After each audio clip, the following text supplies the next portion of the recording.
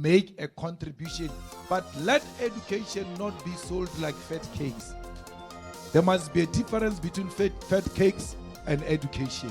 Education is not a commodity, it's a right, which is right in the Constitution of the Republic of South Africa.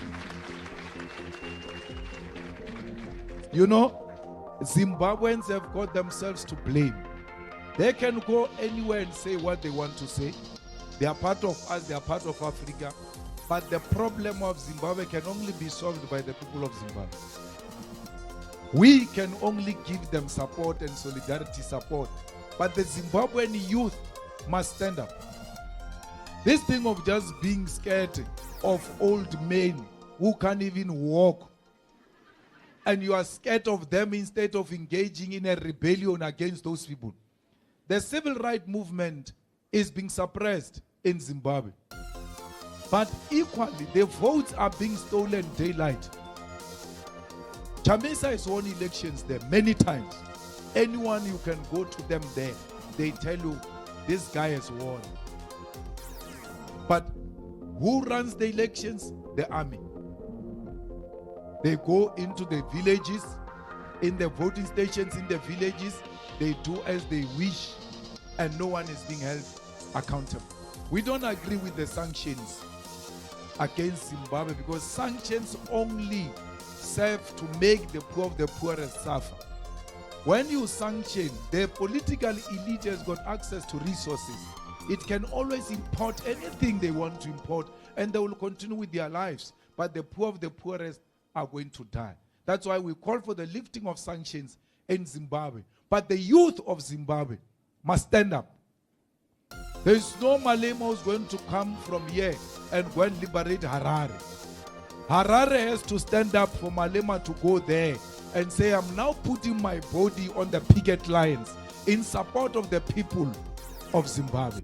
The Zimbabwean youth must rise, because that nonsense will never come to an end as long as there is no unity of purpose against the tyranny, against the suppression of political wishes of Zimbabwe. So, ourselves at Pan-African Parliament, at the AU, at SADC, we have to have a political will to speak for the people of Zimbabwe. When it comes from us, it will have more weight than when it comes from Europe. Why? Because we're brothers and sisters. They will know it's a friendly fire. But SADC, AU, South Africa, they are failing Zimbabweans because it's a bruska, it's friendship, it's brother, leader, brother. When they meet, brother.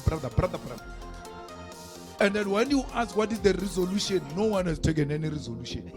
So you need a clear position from SADC which gives the timelines that by this time this should have happened. But otherwise, Mnangagwa is going to come back and he's got nothing to offer at all.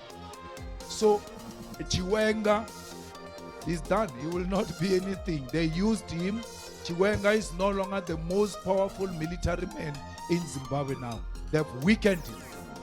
So only the power of the youth of Zimbabwe can change the political status quo.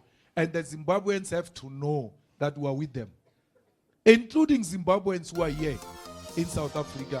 When there are elections, get into buses and go home. Go and fight from there. It's high time that you take it upon yourself and organize yourselves. EFF is there. We can even sponsor buses. Ora, go and vote. If you are here to study, you can come back, study, no problem, but go and vote. So that we know that at least you are also doing something.